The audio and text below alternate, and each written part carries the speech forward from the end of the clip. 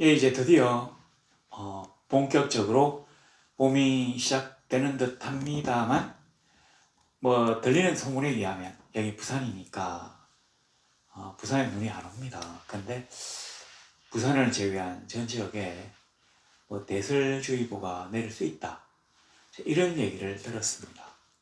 그렇다고 해도, 그래서 다음 주에 0도, 1도까지 내려간다고 해도 결국 봄이 오는 것을 막지는 못할 것으로 생각됩니다. 우리 하나님이 우리에게 지도자를 주셨어요. 근데 이 지도자를 우리가 잘못 뽑게 된다면 전혀 우리가 기대한 바에 미치지 못하거나 오히려 없는 이만 못한 지도자가 나온다면 아마 그 백성들이 매우 고생하게 될 것 같습니다. 실제로 오늘 사울을 보니까 역사 속에서 이 사람이 길을 잃은 듯이 보입니다. 왜냐하면 그가 이스라엘의 초대 왕으로서 제대로 된 역할을 감당하지 못했기 때문에 이스라엘이라고 하는 거대한 역사 속에서 왕으로서의 역할, 자기의 역할을 잊어버린 사람 같습니다. 그렇다고 해서 우리가 사울에 대해서 전면적으로 부정할 것만 있는 것은 또 아닌 것 같습니다. 그러나 중요한 것은 이게 이제 성경책이니까 이 세상의 모든 것보다 더 중요한 것은 우리가 하나님의 편에 서 있고 하나님과 동행하느냐, 그리고 하나님과 인격적인 교제를 하고 있느냐, 더 나아가서 하나님이 오늘 우리에게 주신 이 말씀대로 우리가 살아가고 있는지, 이게 성경을 관통하는 가장 중요한 원칙이 될 것입니다. 이 원칙에 따라서 좋은 지도자도 있을 수 있고 그렇지 못한 또는 나쁜 지도자도 있을 수 있을 것입니다. 우리가 생각할 때 사울은 나쁜 지도자예요. 그는 이스라엘의 초대 왕으로 지명되었지만 그가 죽음으로써 왕가가 바뀌고 다윗이라고 하는 새로운 왕가가 수립되는 그러한 기권 운명에 처해지는 사람입니다. 그러나 그는 처음에는 이스라엘 모든 사람들보다 더 준수하고 더 어깨안기가 더 크고 아주 멋진 인물로 소개되고 있습니다. 게다가 겸손이라고 하는 미덕을 갖춘 사람이에요. 길앗 야베스 동족들의 슬픔을 듣고 분낼 수 있는 성령에 감동된 어이로운 분노의 사람이기도 했습니다. 그런데 1년 반이 흘렀어요. 한 1년 반 정도. 자, 이제 블레셋과 이스라엘이 전쟁을 막 하고 있는데 블레셋이 압도적으로 유리한 대군을 이끌고 이스라엘에 쳐들어옵니다. 그전에도 이미 블레셋은 이스라엘을 반 정도 식민지로 삼고 있는 이스라엘의 아마 종주국이었던 것 같습니다. 근데 사울이 처음에 왕이 되어서 내가 이제 통일 왕국의 초대 왕이 되었으니까 우리나라를 명실상부한 독립국으로 만들기 위해 가지고 블레셋의 영문들, 그러니까 이 이스라엘 영토 안에 곳곳에 블레셋이 수비대를 두었는데 아마 그 중에 한 군데를 아들과 합쳐가지고 공격했어요. 근데 이겼어요. 사울이 공격한 곳에는 어떻게 됐는지 나오지 않지만 요나단이 공격한 곳에서 이겼습니다.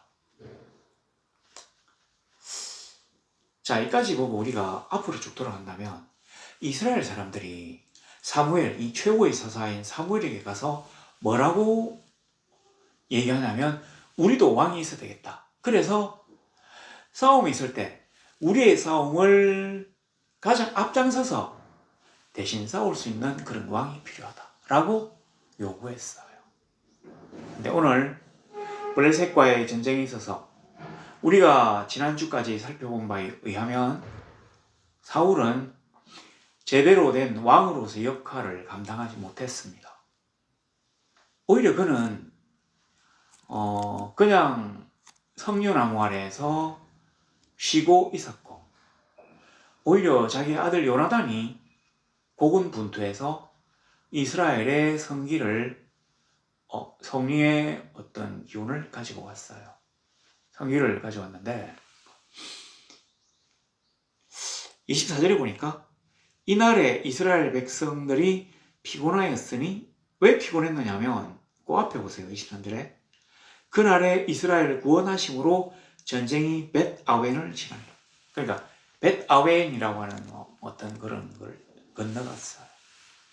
그리고 자기들이 처음에 믹마스에서 싸워가지고 벳아웬까지 블레셋을 공격하면서 블레셋 사람들이 흩어버린 소나 나귀나 그 다음에 무슨 말이나 당나귀나 이런 것들을 잡아가면서 또 빨리 도망가지 못했던 블레셋 군대와 싸워가면서 그 험한 산지를 지나고 협곡을 건너고 이렇게 해서 벳아웬까지 왔기 때문에 이스라엘 백성들이 피곤하였어. 너무 피곤하죠. 이 너무 피곤한 사람들에게 필요한 게 두 가지가 있습니다. 간단한 거. 푹 쉬거나 많이 먹거나. 그러니까 많이 먹어가니 영양가 있는 음식을 많이 먹어가지고 힘을 공급받거나 아니면 푹 쉬어서 힘이 다시 돌아오도록 이렇게 이제 만들어야 되는데 지금 계속 블레셋 군대를 지금 공격하고 있으니까 한 6, 70리 정도의 그 산지를 이렇게 막 뛰어다니면서 공격하고 있으니까 너무 피곤했는데 자 우리가 생각하는 게 뭡니까? 맛있는 음식을 많이 먹어가지고 힘을 갖다가 공급받는 거죠. 근데 여기 나와 있네요. 24절 두 번째 줄에 사울이 백성에게 맹세시켜 경계하여 이르기를 저녁 곧 내가 내 원수에게 보복하는 때까지 아무 음식물이든지 먹는 사람은 저주를 받을지어다 하였습니다. 그러므로 모든 백성이 음식물을 맛보지 못하고 여기 이제 내가 내 원수에게 보복하는 때까지 여기 이제 저녁이에요. 이스라엘은 저녁부터 하루가 시작되거든요. 자, 그러니까 이스라엘 백성들이 피곤하였으니 이는 왜 그러느냐면 사울이 그날 따라서 막 지금 추격을 하고 있는 이날 절대로 오늘 하루 저녁이 될 때까지 오늘 하루 끝까지 금식해야 된다. 왜냐? 내가 내 원수에게 보복하는 때까지. 그러니까 이게 뭔가 좀 어떤 영웅들이 비장한 힘을 내기 위해서 뭔가 사람들에게 원한이라든지 용기를 끌어내기 위해서 이런 경우가 왕왕 있었죠. 내가 내 원수를 원수의 살을 씹을 때까지 이제부터 내가 절대로 술을 마시지 않는다. 이런 자기의 어떤 굳은 결심을 나타내기 위해서 하는 맹세가 있는데 이 사울이 뜬금없이 어떤 맹세를 시켰냐면 아무것도 먹지 말고 내일 되면 먹어라. 이런 어떤 금식령을 선포하게 됩니다. 그리고 먹는 사람은 저주를 받았죠. 이 어떤 저주냐 나중에 보니까 죽이는 저주예요. 죽이는 저주. 요나단이 꿀 먹었다고 죽여야 된다고 하는 죽여야 되는 저주니까 백성들이 못 먹었어요. 음식을. 너무 이제 하루 동안 계속 싸우면서 힘들어가지고 그래서 아마 더 피곤했던 모양이에요. 그러니까 이 잘못된 지도자는 꼭 보면 잘못된 명령을 내려요. 옛날에는 법이라는 게 그렇게 세세하게 요즘처럼 규정되기 어려워서 임금님이 하는 말들이 법령이 됩니다. 법도 되고 령도 되죠. 법령이 되는데 그래서 임금님이 말을 이랬다 저랬다 바꾸게 되면 백성들은 그 다음부터 임금님의 명령에 대해서 순종하지 않게 돼요. 왜냐하면 갑자기 아침에 이랬다가 저녁에 이러면 이 지킨 사람만 손해보는 거잖아요. 큰 피해를 볼 수도 있고 잘못되면 벌을 받을 수 있으니까 임금님은 한번 자기가 뱉었던 말을 절대로 쉽사리 변개하려 하지 않습니다. 그럼 아무도 안 지키니까. 거기다가 또 임금님은 이걸 말을 함부로 하게 됐다가 나중에 뒷감당이 안 될 걸 생각해서 아주 신중하게 자기의 명령을 반포하는 그러한 습관들이 정착되어 있습니다. 근데 이 사울은 이제 왕이 된 지 한 1년 조금 더 되니까 아마 이런 재주가 아직 없었던 모양이에요.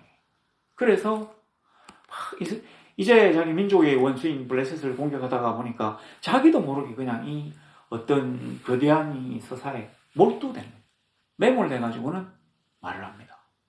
내가 내 이 원수들을 다 갚을 때까지는 절대로 어떤 백성이든지 음식물을 먹어서는 안 된다. 만일 음식물을 먹으면 저주를 받아서 죽게 될 것이다. 이러한 어떤 명령을 하게 되고 또 이 맹세들을 백성들로 하여금 다 하도록 만들었다는 것입니다. 자, 그랬는데 그러니까 피곤했다. 가령 막 뛰어가면서 햄버거를 먹어가면서 샌드위치를 먹어가면서 우유를 마셔가면서 그럼 막 엿을 막 이 고려 군인들이 그랬다는데 엿을 막 씹어가면서 며칠 동안 적군들을 두들겨가지고 적군들이 도저히 견디지 못하고 도망갔다는데 그러니까 쉬어가지고 밥을 해서 먹을 수 있는 시간이 없으면 엿이라도 막 먹어가면서 이렇게 적을 공격하는 거예요. 그런데 먹지 말아 보니까 피곤하게 되었단 말입니다.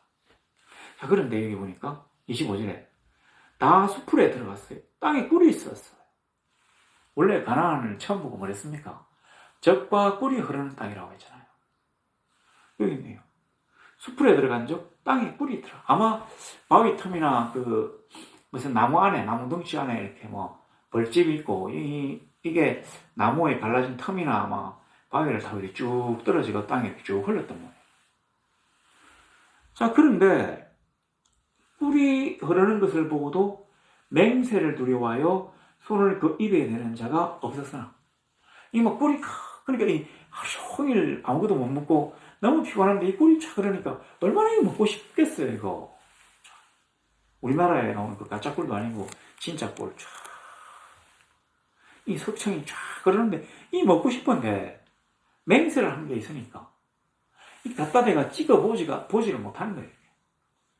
근데 요나단은 아버지가 백성에게 맹세하여 명령할 때 듣지 못하였으므로 자기는 왜 못 들었습니까? 어차피 적들과 싸운다고. 그러니까 이스라엘을 위해서 자기의 공을 세우기 위해서 아버지가 하는 명령을 듣지 못했어요. 놀다가 자다가 다른 곳에 숨어 있다가 듣지 못한 게 아닙니다. 그랬으면 덜 억울하지. 자기의 모든 힘을 다해가지고 적병들을 공격하고 물리치고 한다고 그 명령을 듣지 못했어요. 그런데 보니까 꿀이 쫙 흐르니까 손에 가진 지팡이 끝을 내밀어 딱 내밀어가지고 꿀을 찍어가지고 입에 대었어. 이 요나단이 이스라엘 백성들보다 더 피곤했겠죠. 왜냐하면 그보다 덜 찍어가지고 적병 속에 들어가서 막 싸웠으니까. 특히 그 게바와 mik마스 사이에 있는 그 거대한 협곡들, 바위 절벽을 포함한 그 협곡들을 따라 내려갔다가 막 기어 올라가가지고 거기서 적병들을 공격하고 그 거대한 적병들과 싸우면서 20여 명을 죽이면서 적들을 물리치고 완전히 성기를 이스라엘로 갖고 오는 이런 굉장한 일을 한다고 못 들었어요. 너무 피곤해가지고 꿀이 쫙 흐르니까 야, 이 꿀이다 하면서 이렇게 먹었는데 아마 이 꿀이 너무 피곤할 때 먹어서 그랬는지 눈이 밝아졌대. 뭐 좀 과장법이 심했겠지만 그 정도로 이렇게 사람들에게 힘을 북돋아 줄 수 있는 그런 상황이 되었단 말입니다. 자, 그랬는데 28절에 보니까 그때 백성 중 한 사람이 뭐라고 합니까? 당신의 부친이 백성에게 맹세하여 엄히 말하기를 오늘 음식물 먹는 사람은 저주를 받을 거라고 했다. 그래서 백성이 피곤했다. 우리가 생각하면 음식을 먹는 게 피곤을 물리치는 한 방편은 될 수 있어도 그 이유의 전부는 아닙니다. 그렇지 않겠습니까? 피곤하면 쉬어야지. 한숨 푹 자거나 아니면 나무그늘 아래 가서 좀 푹 쉬어야 힘이 돌아오고 그리고는 이제 음식을 먹고 뭐 이렇게 되는 건데 음식을 먹지 못한 것만으로 피곤했다는 말은 조금 어폐가 있어요. 근데 이 백성이 요나단 왕세자에게 왜 이렇게 이야기했느냐? 자기들은 사울 왕의 명령이 못마땅하다는 얘기예요. 너무 불만이 많아가지고 자기들의 피곤의 전부를 갖다가 사울의 금신령 탓으로 돌려버려요. 물론 요나단이 이제 모르고 찍어 먹었는데 먹으니까 눈이 번쩍하고 막 떠였다는 걸 보면 이게 굉장히 효과가 컸던 모양이에요. 그러니까 요나단이 29절에 바로 나옵니다. 내 아버지께서 이 땅을 곤란하게 하셨도다. 내가 이 꿀 조금 찍어 먹어도 눈이 밝아졌는데 우리 백성들이 음식을 먹고 블레셋을 계속 추격했다면 얼마나 더 빨리 달려가지고 더 많은 블레셋 사람들을 죽일 수 있었겠느냐라고 이야기합니다. 그런데 내 아버지께서 이 땅을 곤란하게 하셨도다. 내 아버지께서 곤란하게 하셨도다. 이 곤란하게 하다라는 말이 어떤 의미냐면 옛날에 그 아이성에서 공격했는데 처음에 졌잖아요. 왜 졌는지 제비보 조사를 해보니까 아간이 때문에 졌는데 이 아간이 그 신할선 외투 한 벌하고 검덩어리 그 다음에 더 큰 언덩어리를 자기 장막 밑에 둔 게 이제 들통이 나가지고 이스라엘로 하여금 지게 만들었다는 거죠. 바로 그거를 곤란하게 하다 이렇게 표현하거든요. 그러니까 요나단이 딱 생각한 이 사울의 금신령은 어떤 정도의 좀 무지막지한 명령이었느냐면 이스라엘 백성들로 하여금 전쟁에 지게끔 만든 아간의 행동처럼 곤란한 행동이었다고 얘기하는 거죠. 자, 이제 그렇게 해가지고 31절이 되었어요. 백성이 믹마스에부터 아얄론에 이르기까지 블레셋 사람들을 쳤답니다. 그러니까 벳 아웬을 지나가지고 아얄론까지 계속 가요. 아마 이 아얄론이라고 하는 곳이 원래 그 블레셋과 이스라엘의 아마 경계선에 위치한 곳인 모양입니다. 뭔가 이 이스라엘이 그 산지에서 쭉 내려가가지고 평지에 있는 블레셋 땅으로 들어가는 그 입구가 아마 이 아얄론이었던 것 같은데, 그러니까 이 블레셋이 완벽하게 이스라엘 땅에서 후퇴했다는 걸 얘기합니다. 그 쳤어요. 심히 피곤했어요. 32절에 보니까 백성이 이에 탈취한 물건에 달려가서 양과 소와 송아지들을 끌어다가 그것을 땅에서 잡아 핏째 먹었더니, 이 32절에 생략된 말이 있는데 아마 저녁이 되면이라는 뜻, 여기 생략됐을 것 같습니다. 왜냐하면 이제 아얄론에 이르기까지 블레셋 사람들을 치고 그리고는 이제 날이 어두워졌기 때문에 아마 전쟁을 멈추었을 것 같습니다.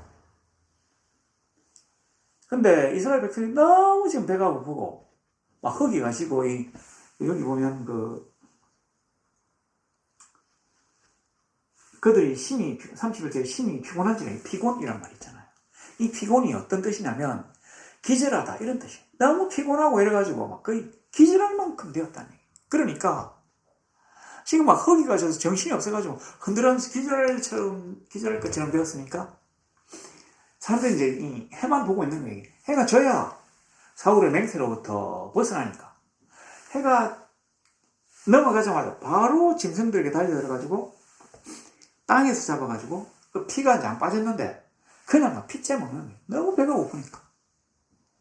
근데 이게 사실은 하나님의 율법에 어긋나는 행동입니다. 그러니까 율법을 어긴 게 되는 거죠. 죄를 저질렀다. 왜냐하면 하나님은 이 피를 생명과 동등하게 여기시기 때문에 짐승을 먹을 때 핏째 먹지 말라고 하셨어요. 근데 이제 백성들이 그렇게 뛰어가지고 해요. 그 백성들이 사울의 명령을 지키다 보니까 너무 배가 고파가지고 이런 식으로 뭔가 절차를 밟아가지고 이 고기를 먹을 수 없어가지고 지금 이렇게 죄를 저지르는 상태까지 이르릅니다. 그래가지고 이 사울에게 또 무리가 사울에게 전하여 이르되 보소서 백성이 고기를 핏째 먹어 여호와께 범죄하였나이다. 그래서 사울이 뭐라고 합니까? 이르되 너희가 믿음 없이 행하였도다. 이제 큰 돌을 내게로 굴려오라 하고 또 사울이 이르되 너희는 백성 중에 흩어져 다니며 그들에게 이르기를 사람은 각기 소와 양을 이리로 끌어다가 여기서 잡아먹되 핏째로 먹어 여호와께 범죄하지 말라 하매 백성이죠. 거기 잡았대요. 그러니까 그 당시에 아마 이 짐승을 잡을 때는 큰 바위 같은 거를 놓고 그 위에다가 짐승을 딱 눕혀가지고 이 목을 딱 제껴요. 그래가지고 여기 아마 목을 탁 끊으면 뭐 쑤시거나 끊으면 여기서 피가 쏟아지면 아마 이걸 피를 뺀다 이렇게 표현했던 모양입니다. 그런 다음에 이 고기를 갖고 막 굽거나 삶거나 뭐 이래가지고 이제 먹는 거예요. 그러니까 처음에 사울이 왜 백성들에게 적을 추격하고 있는 이 진짜 이 군량 엄청나게 많이 필요한 이 중요한 시점에 이 에너지 공급이 필요한 이 시점에 식사를 못 하겠느냐 이런 걸 한번 생각해 봐야 돼요. 근데 이 사람 뭐라고 합니까? 24절 중간에 보세요. 내가 내 원수에게 보복하는 때까지 아무 음식물 먹으면 저주를 받았다. 내 원수에게 보복하는 때까지. 이 사람은 벌써 자기와 이스라엘 나라를 동일시하고 있습니다. 프랑스의 루이 14세가 진위 국가라고 하잖아요. 왕들이 아마 주로 이런 생각을 갖고 있었던가 봐요. 이 나라가 다 뺏겨도 나만 안 잡히고 있으면 내가 진 게 아니다. 뭐 이런 어떤 사고방식이 있는지 이 사무엘도 그래요. 이 사울도 우리의 원수를 갚을 때까지 우리가 열심으로 블레셋을 치자 이렇게 했으면 좀 괜찮은 말인데 내 원수를 갚기까지. 이 사람이 뭔가 좀 자기를 갖다가 스스로 뭔가 좀 특별한 영웅적인 존재로 자꾸 이렇게 올리는 거예요. 그리고 누가 봐도 지금 전쟁하는데 너무 피곤하고 힘들어하는 이 백성들이 음식을 먹으면서 적을 공격하면 얼마나 더 효율 있게 잘 싸우겠습니까? 전혀 생각지도 못했던 이 엉뚱한 명령을 해요. 그랬는데 백성들이 막 너무 배가 고프다가 이제 저녁이 돼가지고 이제 그 맹세의 저주에서 풀리니까 그냥 막 정신없이 피째 먹어가지고 사태를 오히려 키워버렸어. 그러니까 자기가 아차 싶은지 그냥 바위를 막 불려와라 해가지고 그 위에다가 짐승을 이렇게 막 잡아가지고 이제 이를 바로 잡으려고 하는데 여호와의 율법을 어기고 피째 먹은 사람을 어떻게 할 겁니까? 실제로 왕의 명령을 어기는 것과 여호와의 명령을 어기는 게 어느 게 더 큰 죄이겠냐고요. 분명히 여호와의 명령을 어기는 게 더 큰 죄인데 이 사람은 여기에 대해서 어떤 형벌을 더 주었다는 기록이 나와 있지 않아요. 그냥 그러지 말고 여호와께 범죄하지 말고 피를 빼고 먹어라 하고는 뭐 짐승도 바위도 갖고 어디 자르는 뭐 이런 거지. 자 이렇게 피째 먹은 사람 다 나와서 뭐 죽인다든지 뭐 야단친다든지 전혀 보이지 않습니다. 자 계속 갑니다. 자 그리고 35절에 보면 사울이 여호와를 위하여 제단을 쌓았으니 이는 그가 여호와를 위하여 처음 쌓은 제단이었더라. 여호와를 위하여 제단을 쌓기 때문에 굉장히 이제 잘했다고 하는 얘기인 것 같은데 마치 이 사무엘 기자가 요 35절을 기록할 때 뭔가 좀 느낌이 쎄하게 뭔가 약간 그 비꼬는 듯한 느낌이 있어요. 왜냐하면 처음 쌓은 제단이었더라. 사울이 지금 왕이 된 지 한 2년 정도, 2년째. 그리고 이 사람이 왕이 되고 난 다음에 암몬 사람 나하스를 격파하고 길앗 야베스 동포들을 구해냈어요. 그때는 여호와를 위하여 제단을 쌓지 않았나요? 분명히 그 거대한 적들을 자기 생애 최초로 물리치고 자기의 동포들을 구한 굉장히 기념비적인 사건인데 주의 성령이 자기에게 임하셔가지고 또 백성들에게 성령이 임하셔가지고 성리를 가져왔다고 명확히 기록되어 있는 그러한 여호와께서 역사하신 명확한 그러한 사건에 대해서 자기가 여호와를 위하여 제단을 쌓지 않았다고 하는 사실이 여기 나와 있습니다. 왜 이 사람이 여호와를 위하여 제단을 쌓았는가? 물타기죠, 물타기. 자기가 이 싸움을 백성들에 앞서 싸우면서 성리로 이끈 그런데 귀한 바가 전혀 없기 때문에 하나님이 우리에게 힘을 주셔서 우리가 이 블레셋을 물리치게 되었다고 하는 물타기 식으로 유아를 위한 제단을 쌓았단 말입니다. 내 아들 요나단이 너무 잘 싸워가지고 나는 그냥 성윤함 아래서 더워가지고 쉬고 있었는데 요나단이 병기든 소년하고 올라갔다가 내려갔다가 해가지고는 블레셋 군대를 물리치고 우리에게 승리를 가져오는데 크게 기여했다고 하는 사실을 자기 입으로 인정하기 싫어가지고 엉뚱한 일을 했다고 하는 뜻이 여기에 들어있습니다. 처음 쌓은 재단이었더라. 만일 이런 전쟁의 재단을 쌓으려고 한다면 두 번째로 쌓았어야 되겠죠. 자, 이 전쟁 처음부터 한번 쫙 보세요. 암몬 사람 나하스를 갖다 공격할 때는 주의 성령이 그에게 임하셨어요. 그가 블레셋을 공격할 때는 주의 성령이 그에게 임하셨나요? 아니요. 그럼 하나님이 그에게 블레셋을 공격하라고 하셨나요? 아니요. 그러면 하나님이 그에게 역사하셔서 어떤 식으로 내가 전쟁을 하게 될 것이며 그러면 내가 승리하리라고 약속하셨나요? 아니요. 그럼 왜요? 자기가 이런 걸 해야 되겠다고 생각한 이 자가 발전.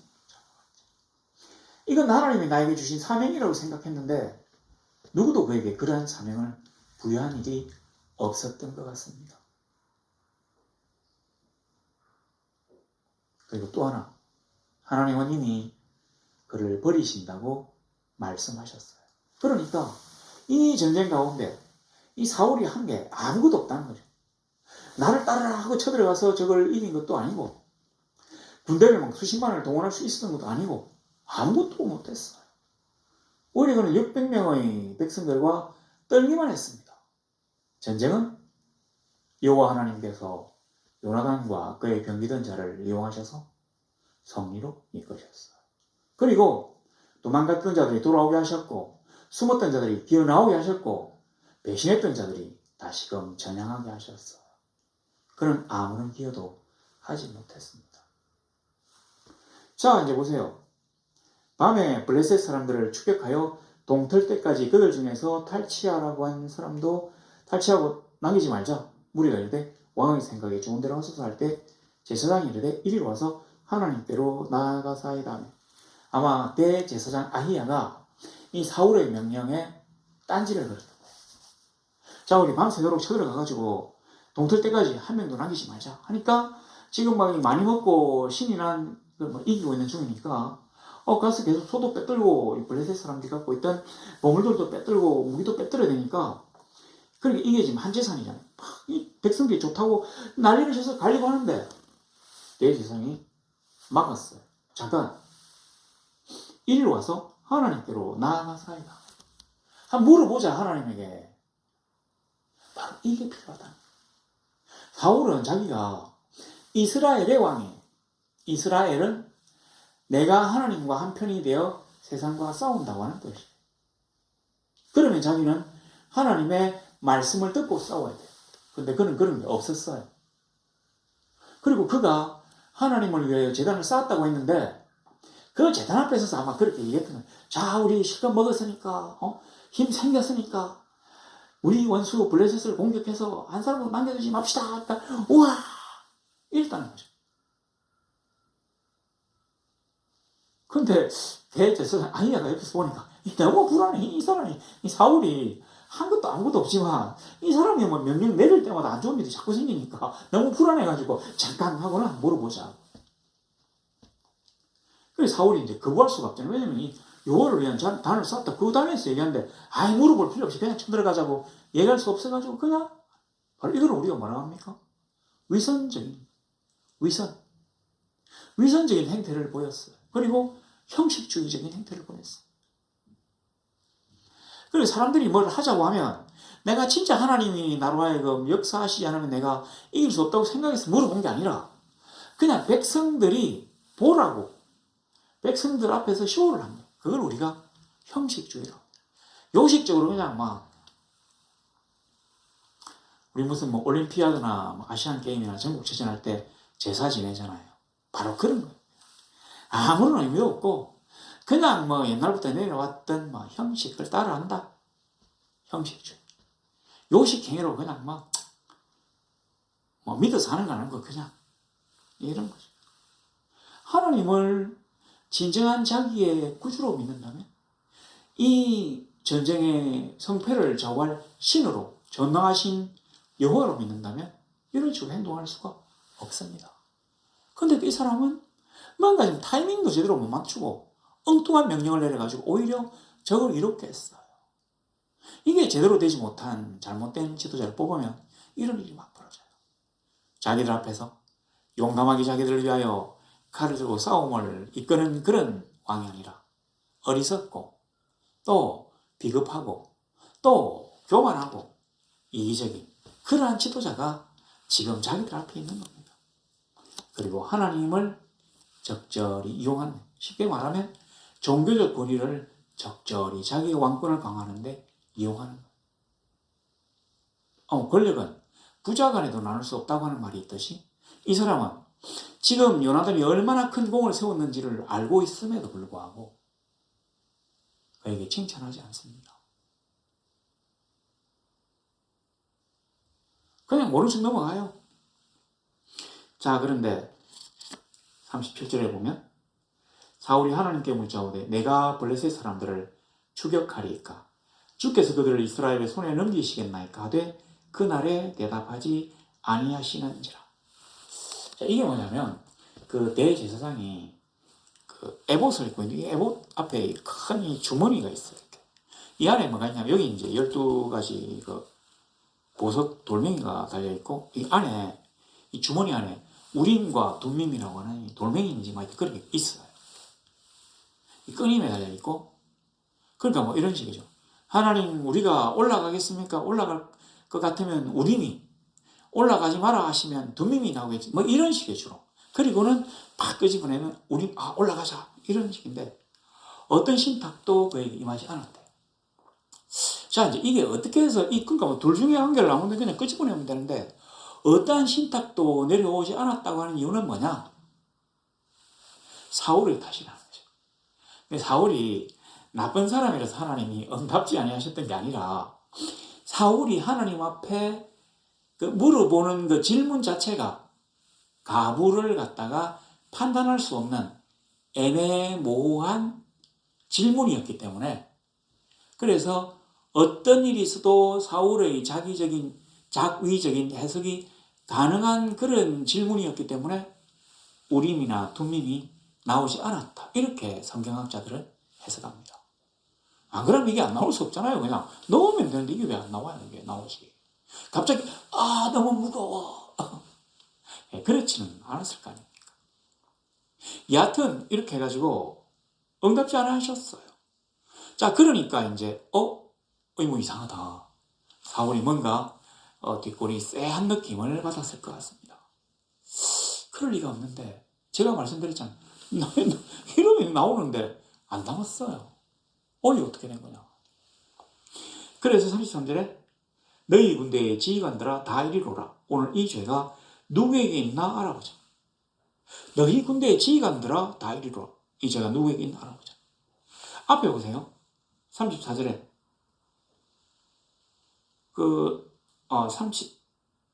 33절에 사울이 이르되 너희가 믿음 없이 행하였도다. 그리고는 핏째로 먹어 여호와께 범죄하지 말라. 그러니까 사울은 내가 잘못했을 수 있다는 생각은 꿈에도 안 하는 사람이에요. 너희 지휘관들아 다 와라. 누가 잘못했는지 물어보자. 되게 말은 안 해도 우리는 아니고 너희들이 잘못을 했을 확률이 높다는 어떤 그런 뜻들이 여기 들어있습니다. 백성들이 막 그 짐승에 달려가가지고 피째 먹는 걸 보면 내가 진짜 이렇게 피곤한 사람들을 갖다가 금식을 선포해가지고 괜히 꾸준 사람들을 갖다가 죄인으로 만들었구나 이렇게 얘기하는 거 안 나오잖아요. 이 사람 머릿속에 그런 게 없거든요. 자, 그래가지고 이제 그러면 누구 죄 때문인지 하나님으로부터 응답이 안 나오지 않고 우리 해보자 이래가지고 죄를 뽑는데 아주 웃겨요. 자기와 아들 두 사람 얘기 쓰고 나머지 백성들은 저쪽에 다 썼어. 이전까지는 어떻게 했습니까? 이스라엘 12지파가 쫙 써요. 어느 지파에 누군지를 갖다가 이렇게 쭉 체크해서 나가는 거예요. 이런 식으로 2대 다수를 편을 나누어서 제비를 뽑았다는 것 자체가 어떤 의미가 있느냐면 우리 집안과 너희들은 다르다. 뭐 왕이니까 다를 수도 있는데, 두 번째, 우리 집안 2명이기 때문에 아마 죄인이 여기에 제비가 당첨되지 않고 너희들 중에서 죄를 지었을 것이라고 하는 그런 어떤 속마음이 보이는 듯한 배치죠. 이 사람이 왕이 되기 전에는 아주 겸손해서 백성들이 가지고 온 그 짐 사이에 숨어 있다가 들켜가지고 막 잡혀서 나가서 왕이 되잖아요. 근데 이제 1년 조금 지났는데 왕으로서 행태가 몸에 익었어요. 왕이 가장 가지는 특질이 뭐라고 했습니까? 이기적인. 내가 너희들 전부보다 더 소중하다고 그러죠. 이기적인. 두 번째는 목이 뻣뻣한 교만. 세 번째는 이게 조금 더 기술적인데 우유부단함. 뭘 하면 자기가 피해를 볼 수 있으니까 그냥 눈치만 보면서 이렇게도 하고 저렇게도 당신 말도 맞고 당신 말도 맞고 글쎄 이 말이 맞는데 이거 어떻게 해야 되지? 뭐 이런 거. 이 사울이 하는 행동이 이러죠. 우리가 잘못된 지도를 뽑으면 항상 이래요. 그래 놓고 뭔가 결과가 안 좋으면 전부 다 너 탓이에요. 내 탓이 아니라 다 너 탓이에요. 너희 탓이다. 지금 이런 장면들을 보이고 있습니다. 자, 그런데 제비를 뽑아보니까 요나단하고 사울 쪽이 뽑혔고 오히 놀래가지고 다시 뽑아보니까 요나단이 뽑혔어요. 자, 이제 43절에 보면 사울이 요나단에게 이르되 네가 행한 것을 내게 말하라. 이 말 자체가 아주 엄중한 말투입니다. 아간을 돌로 쳐주기 이전에 네가 한 짓을 빨리 말해. 그 사도들 한 말 있잖아요. 내 죄를 내가 알렸다. 그러니까 너가 죄인이라고 하는 걸 딱 가정하고 얘기를 딱 합니다. 내가 어떤 일인지 다 알려라. 절대로 내가 너를 용서하지 않겠다. 뭐 이런 뜻이 들어있는 것입니다. 그래서 사울은 지금 자기의 이 참 잘못된 맹세 때문에 열심히 잘 살고 공을 세운 요나단을 죽여야 되는 상황까지 몰렸음에도 불구하고 끝까지 자기의 맹세를 지키려고 노력합니다. 그러니까 자기 명령을 지키려고 노력하는 거죠. 그런데 백성들이 짐승을 핏째 먹어가지고 하나님의 율법을 어긴 죄를 범한 사람에게 대해서는 끝까지 그 죄를 묻겠다는 얘기는 여기 나오지 않아요. 그러니까 이 사람은 하나님의 능력, 하나님의 엄위하심, 살아계신 하나님의 불꽃 같은 심판에 대해서는 믿지 않아요. 다만 형식적으로, 전통적으로, 민족 고유의 풍습이니까 지키는 척하는 것입니다. 우리의 삶은 어떻습니까?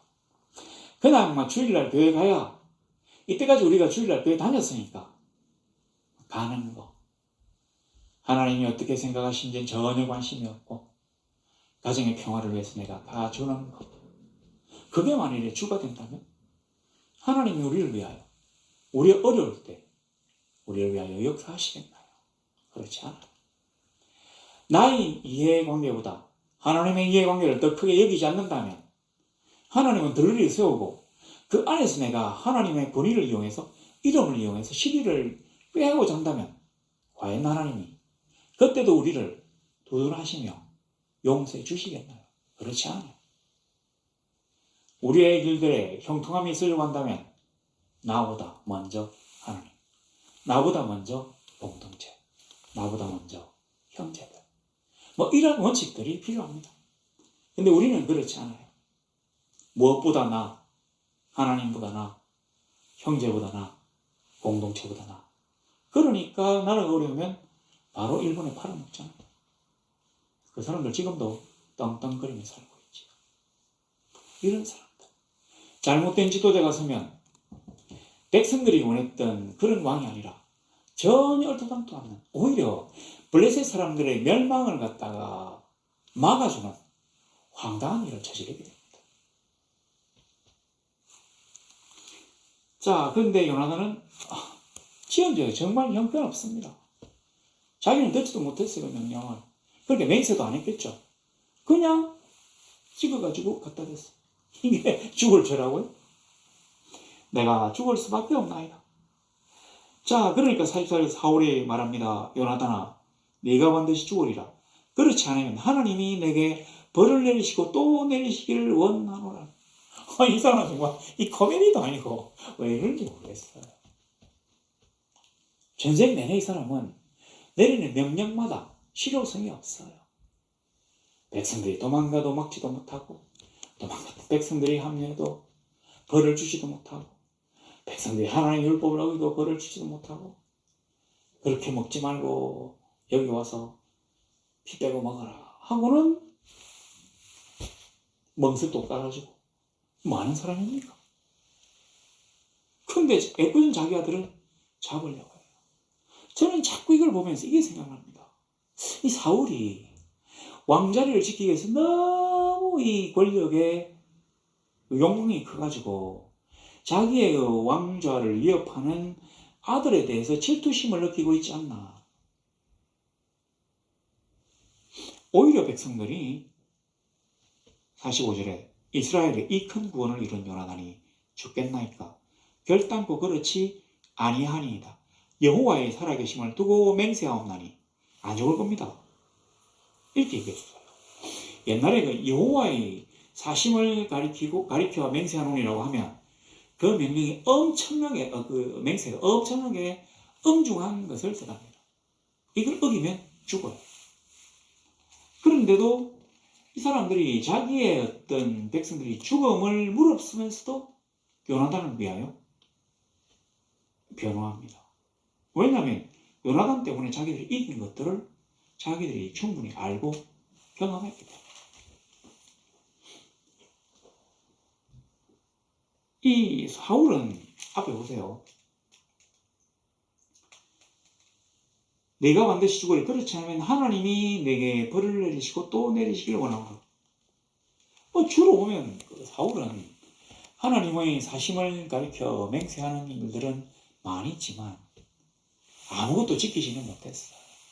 그러니까 말을 갖다 너무 신중하게 하지 않고 막말을 내뱉고는 그 말들이 오히려 백성들을 헷갈리게 하고 이스라엘 이 블레셋을 공격해가지고 다 이긴 전쟁에서 그들을 추격을 못하게 하는, 그러니까 적을 이롭게 하는 간첩 행위를 하고 뭐 하는 사람인지 모르겠습니다. 잘못된 지도자는 이래요. 하나님이 그를 버렸기 때문에 이렇습니다. 여하튼 요나단을 보내서 죽지 않겠는데 46절에 보세요. 사울이 블레셋 사람들 추격하기를 거치고 올라가매 블레셋 사람들이 자기 곳으로 돌아가니라. 뭔가 허전하지 않습니까? 그 엄청난 대군을 동원해가지고 이스라엘 한 번에 쓸어버리려고 했던 블레셋이 지금 오히려 져서 도망을 가는데 그냥 흐지부지 돼가지고 아얄론 골짜기까지 추격했다는 말이 뭐냐면 이전의 영토로 그냥 돌아갔다는 얘기예요. 너무 좀 싱거운 결말입니다. 뭐가 빠져있는 것 같지 않습니까? 뭐가 빠졌느냐. 하나님 여호와여, 제가 이 전쟁을 그만두리까 지속하리까라고 하나님께 물어보지 않았다. 이 사울은 자기가 아주 급할 때는 막 하나님의 권위를 이용하려고 해도 근본적으로 이 머릿속에 하나님에 대한 생각 자체가 없기 때문에 안 물어보는 거예요. 그러니까 백성도 막 하나님의 이름을 두고 맹세하고 자기도 하나님의 이름을 두고 맹세하고 했는데 어쨌든 간에 그냥 백성들이 와 해가지고 그냥 요나단을 살려줬어요. 하나님에게 면목이 없다고 생각했는지 안 물어보고 그냥 그 전쟁이 끝이에요. 그냥 돌아갔어. 두고 재앙을 갖다가 완벽하게 청산하지 못하고 꺼지지 않은 불씨를 그냥 살려둔 거예요. 언제든지 다시 불씨가 높이 타올라서 이스라엘을 공격하게 될 것입니다. 근데 왜 갑자기 그만뒀냐고. 잘못된 지도자는 이렇습니다. 이 잘못된 지도자 이렇습니다. 이 쭉 나와 있는데 이 사람이 뭐 이것도 잘못되고 저것도 잘못했지만 가장 뭐를 잘못했느냐? 하나님의 편에 서 있어야 되겠다는 생각 없었어요. 하나님만이 이 전쟁을 주관하신다는 생각 없었어요. 하나님이 나에게 이 전쟁에서 어떻게 싸워가지고 뭐 이길 수 있는지 물어본 일도 없었어요. 왜냐하면 하나님을 그가 믿지 않기 때문에. 왜 자꾸 하나님 얘기하느냐? 백성들이 그를 믿기 때문에 그 권위를 이용하려고 자꾸 여호와를 일컫는 거예요. 내 이름을 망령되이 일컫지 말라고 하신 것을 어기고 있는 거예요. 믿지도 않으면서 자기가 막 얘기하는. 자, 우리는 어떤 사람입니까? 우리가 주일날 교회 가서 하나님께 찬양하고 기도하고 헌금하고 예배합니다. 우리가 진실로 그를 믿고 아버지만이 나의 살 길이심을 내가 믿고 나의 모든 것을 그에게 아뢰야만이 나의 길들이 열릴 것이라고 믿는다면 오케이. 그러나 그렇지 않고 이것저것 눈치를 보고 이제까지 해왔던 일이기 때문에 그냥 간섭적으로 또는 사람들의 눈을 의식해서 가정의 평화를 위해서 간다면 하나님은 절대로 역사하시 아니하실 것입니다. 왜냐하면 그는 자기가 스스로 자기 이름을 만물이 여김을 용납지 아니하시는 전능하신 하나님이시기 때문이거든요. 오늘 우리는 어떻습니까? 우리가 사울처럼 한 나라의 왕이 아닐 수도 있어요. 그러나 우리는 우리가 처해 있는 곳곳에 따라서 책임지는 자리에 있을 수 있고 이끄는 자리에 있을 수 있습니다. 지도자는 어떤 사람입니까? 가리키는 자예요. 저 방향으로 나아가라고 가리키는 자가 지도자입니다. 잘못된 방향을 가리킨다면 하나님이 우리와 함께 하실 리가 없습니다. 우리가 아버지께 기도해도 아버지께서 우리에게 역사하지 아니하신 것이 보입니까? 우리 자신이 이 기도에 대해서 최선을 다했는지를 한번 물어보세요. 우리의 전심을 다해서 우리가 절대로 의심하지 않고 하나님께 집중하며 기도했는지를 한번 돌이켜보세요. 우리 하나님은 지금도 우리와 함께 하시며 우리가 자기에게 진심으로 전심을 다해서 애원하고 간구하며 의지하기를 기뻐하시는 분이십니다.